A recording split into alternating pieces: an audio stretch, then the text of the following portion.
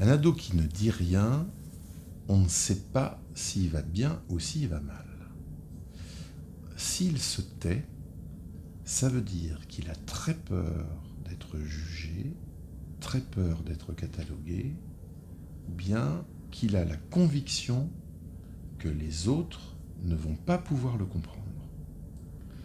Alors, si on est un professionnel qui a envie de l'aider, il va falloir lui dire « J'ai l'impression que tu te tais, mais tu te tais parce que peut-être tu as le sentiment qu'on ne va pas te comprendre.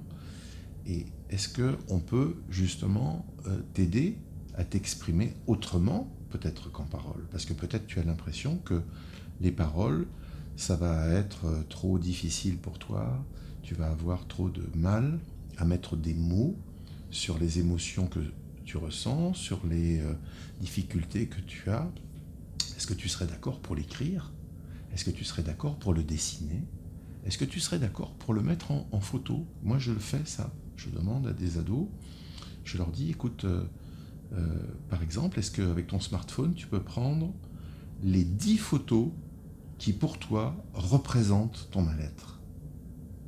Et ça, les adolescents vont avoir le sentiment que ça utilise leurs compétences au lieu de les mettre en difficulté avec seulement la parole. Car nous, adultes, quand nous leur disons « parle », point d'exclamation, « qu'est-ce que tu as ?»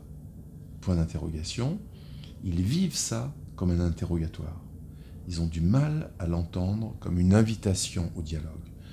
Donc la règle d'or qu'il faudrait pouvoir adopter avec les ados qui se taisent, c'est se dire « aidons-le à trouver une autre médiation que la seule parole, mais pour cela, misons sur ses compétences au lieu de continuer à souligner ses insuffisances. »